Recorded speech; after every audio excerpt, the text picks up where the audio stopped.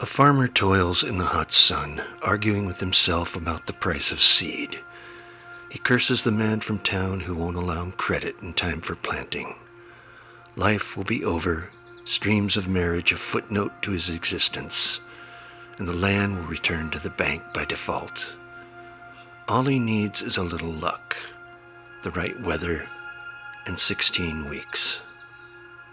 A cash crop could answer all of his prayers. He and Judith could be married and live in the style she is accustomed. Her parents would have to shut their mouths, give the respect that a bumper crop brings in these parts.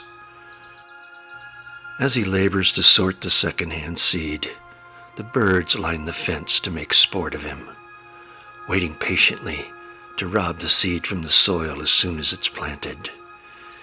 He yells at them, "You birds are devils!" He shakes his fist at the sky. "Why won't you give me what I need? I'm not asking for myself, but for my bride, whose family is in good standing with you, regular tithers with church membership. Instead, you send these black demons to torment me and rake the marrow from my soul. These birds are your workmanship, sent to do your bidding. This crop could help to feed the poor and lead some sinner down the path of goodness. Instead, worry and turmoil for every moment my back is turned. A little rain to fall on these rotten seeds. Is that too much to ask? A little less blight, a warmer frost. But maybe you're busy in the next valley over, keeping their cockles warm while mine grow cold." A few of the shag nasties fly down and land a few feet away, mocking his childish rant. In anger, he hurls the hoe in their directions. They hop over it with gleeful jeering. "These birds are your minions, sent to steal my dreams. Why do you hate me?" He runs at the birds, trying to catch one and make a lesson of it for the others. But they fly a few feet away as he falls to his knees and screams at the sky, "I hate you!" Then repenting, "No, I just hate your indifference." A man in well-worn clothes is studying him, a stranger as far as he can tell. Being out at this time of day and not in the fields is unusual for these parts. "I can see by your nicely furrowed rows, you're a man of good standing. The time and care required tells me you take pride in the land. The skill of your hand is evident, and I'm wondering if you might be inclined to consider a proposition." "I don't have time to bandy words with a peddler. I have 3 days to get this seed planted, or miss the window, and my dreams will go the way of the worn shoes you wear. You're the poorest dressed salesman I've ever seen or had the chance to encounter." "I'm not a peddler, sir, but a farmer such as yourself, who has fallen on desperate times. If you could just hear me out, it might benefit both of us."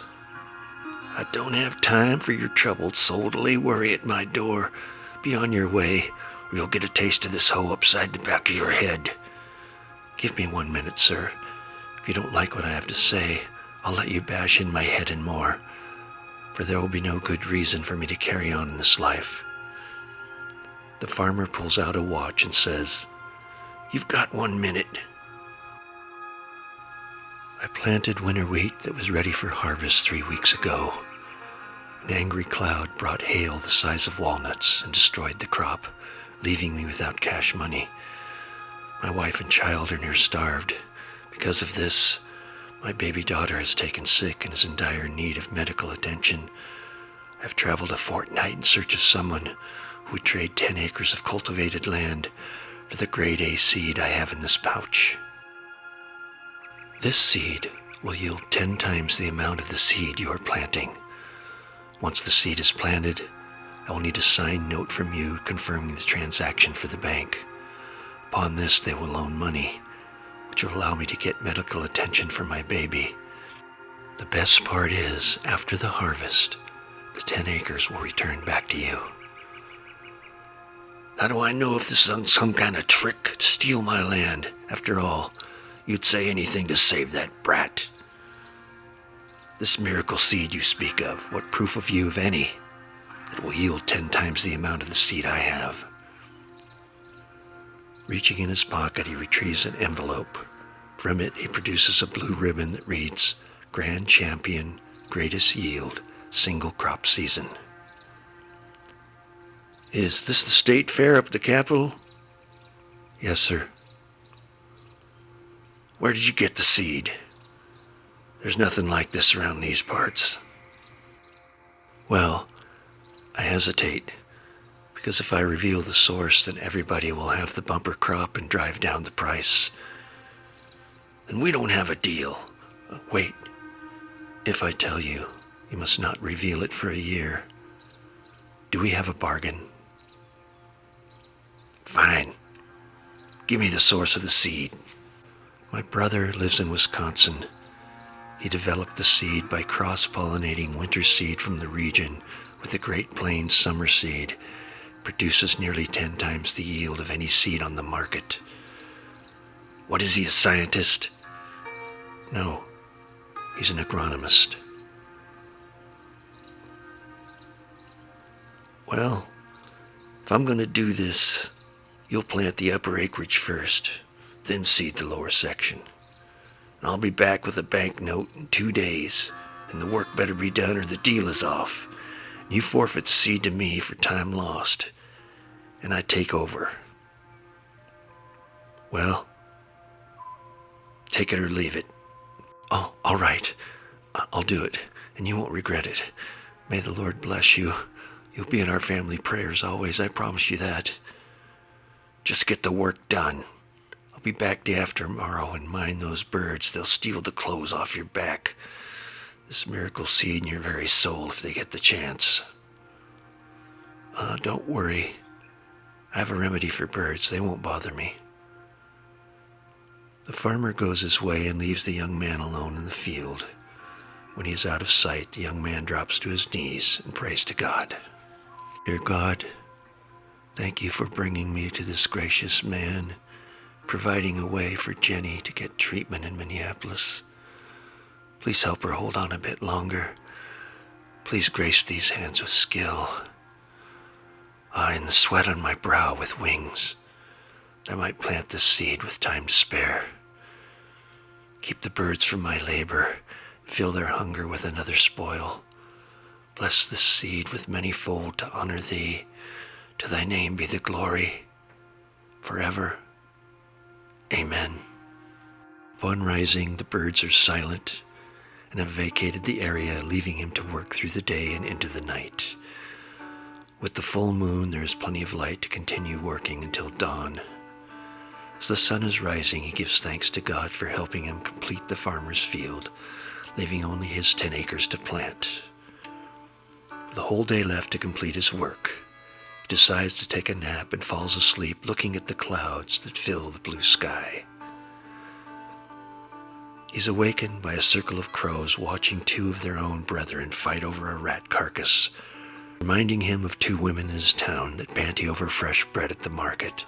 The aggressive and the louder one seems to always prevail. It's cunning how these birds interact.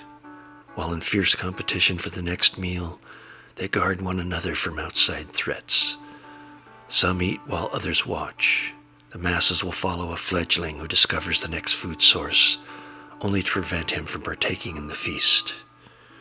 It's clear they have keen intellect and calculate human behavior by distracting the mark, while others attack the blind side.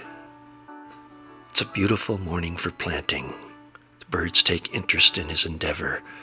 After a couple of hours, there are hundreds watching his every move. Before it gets out of hand, he says a prayer and removes his shirt. Tying the collar to a shovel he stuck in the ground, the breeze fills the shirt and causes it to ripple. The birds become leery and fly to a safer vantage point. With a song in his heart, he finishes the planting by late afternoon, decides to make a small fire and cook some oats he had brought with him. Nesting in one lone oak tree, the farmer watches the young man finish the planting. The fact is, he's been watching him since last night.